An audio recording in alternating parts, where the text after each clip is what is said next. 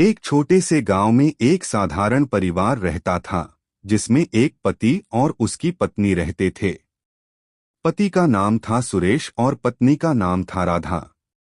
सुरेश एक अच्छा आदमी था, लेकिन वह बहुत घमंडी था और अपने आप को बड़ा समझता था। वहीं राधा एक समझदार और चतुर महिला थी, जो हमेशा अपनी सूझबूझ से घर की समस्याओं का समाधान कर देती थी। एक दिन सुरेश घर लौटते हुए अपने गांव के बाजार में एक नया बाजार का आयोजन देखकर खुश हो गए। वह सोचने लगे, अगर मैं वहां जाकर कुछ अच्छा सामान खरीद लाऊं तो लोग मुझसे बहुत प्रभावित होंगे। राधा, मैं बाजार जा रहा हूं, तुम घर का काम संभालो। देखो, इस बार मैं कुछ ऐसा खरीदने जा रहा हूं जो सबको हैरान कर देगा। तुम्हारी पसंद हमेशा अच्छी होती है, लेकिन ध्यान रखना, किसी चीज की कीमत उसकी असली कीमत से ज्यादा ना चुकानी पड़ जाए। तुम हमेशा चिंता करती रहती हो, राधा। मैं सब समझता हूँ, तुम देखना, इस बार मैं सबसे अच्छा खरीदारी करूंगा। सुरेश ने बाजार में दाखिल होते ही एक बड़े व्यापारी के स्टॉल पर नजर डाली। वह व्यापारी बड़ी ढंग से सजावट कर रहा था और उसके पास सोने चांदी के कई प्रकार के गहने और सामान थे। सुरेश को उसकी चीजें बहुत आकर्षक लगीं। तुम्हारी पसंद बहुत शानदार है।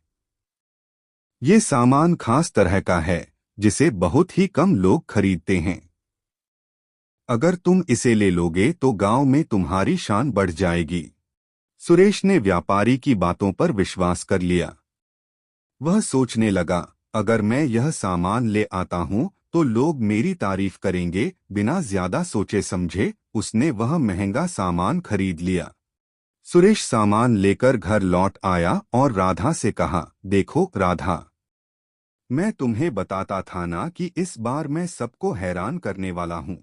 यह सामान सच में बहुत अच्छा है, लेकिन क्या तुमने उसकी कीमत और गुणवत्ता का सही से आकलन किया है? तुम नहीं समझोगी, राधा। यह सब कुछ मुझे समझ आ गया है। अब लोग मुझे बहुत इज्जत देंगे। ठीक है, तुम्हारी पसंद सही हो तो कोई बात नहीं। एक दिन अचानक बारिश हो गई और बारिश के वजह से मेले का आयोजन भी बंद हो गया। ये सब देखकर सुरेश निराश हो गया। सुनो, आप परेशान मत हो, बारिश जल्दी बंद हो जाएगी। कुछ दिन बाद मेला का फिर से आयोजन हुआ। सारे लोग वहां इकट्ठा हुए थे और हर कोई बाजार में अपनी चीजें बेच रहा था। सुरेश ने सोचा, अब मैं अपना सामान बेचने के लिए लाऊंगा और दिखाऊंगा कि मैंने कितनी महंगी चीज खरीदी है। कुछ दिन बाद मेला का फिर से आयोजन हुआ। सारे लोग वहां इकट्ठा हुए थे और हर कोई बाजार में अपनी चीजें बेच रहा था।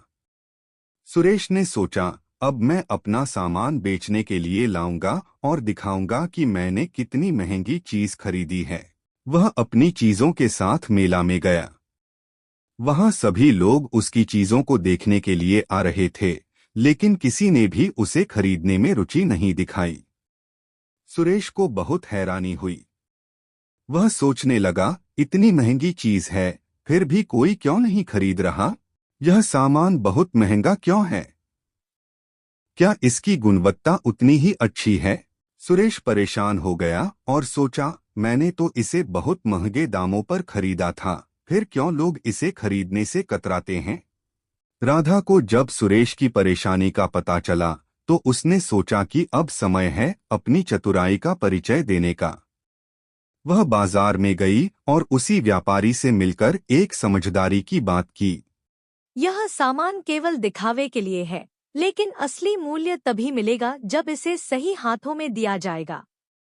यदि तुम इसे एक उचित मूल्य पर बेच सको तो यह दोनों के लिए फायदेमंद होगा। व्यापारी ने राधा की बात मानी और उसने सामान को एक उचित दाम पर खरीद लिया। राधा ने यह समझाया कि कभी-कभी दिखावे के पीछे वास्तविकता छुपी होती है और जब तक हम सही मूल्य और समझ से चीजों को नहीं देखते, तब तक कोई समाधान नहीं निकलता। सुरेश, तुमने अपनी घमंड और ईगो के चलते अपनी चीजों का मूल्य नहीं समझा। अगर तुम पहले मेरी बात मान लेते तो तुम यह समस्या नहीं झेलते। तुम सही कहती हो, राधा। मैंने अपनी चतुराई से ज्यादा घमंड किया।